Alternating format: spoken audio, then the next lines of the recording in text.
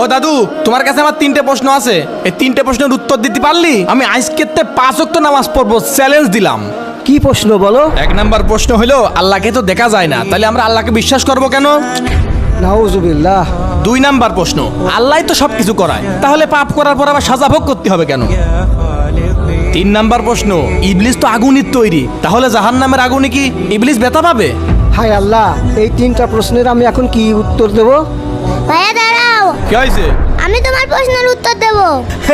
তুই প্রশ্নের উত্তর দিবি? হ্যাঁ, আমি প্রশ্নের উত্তর দেব, চলো আমার সাথে। হ্যাঁ ঠিক আছে, চল। আল্লাহ, তুমি আমার দাদুকে হিদায়াত দান করো। ভাইয়া আসো, এদিকে আসো। কিরে, কোনে নিয়ে যাচ্ছিস? আরে আসবা তো। হ্যাঁ যাচ্ছি। কিরে কি করছে? কিরে ইয়া, ওরে বাবা রে, ওরে কপাল ফাটা গেল যে, ওর কপাল ফাটা। কি রে, কাঁদছিস কেন? ওর ব্যথা লাগেনি। ব্যথা লাগেছে? কই, ব্যথা তো দেখা যাচ্ছে তুই না। পাগল হয়েছিস? ব্যথা কি দেখা যায়? ওর কপালটা 2 ভাগ। ওই তো, আল্লাহকেও দেখা যায় না, আল্লাহকেও অনুভব করা যায়। হ্যাঁ তাই তো। এটা তোর 1 নম্বর প্রশ্নের উত্তর। ওই দাঁড়া, 2 নাম্বার প্রশ্নের উত্তর দিবি নে?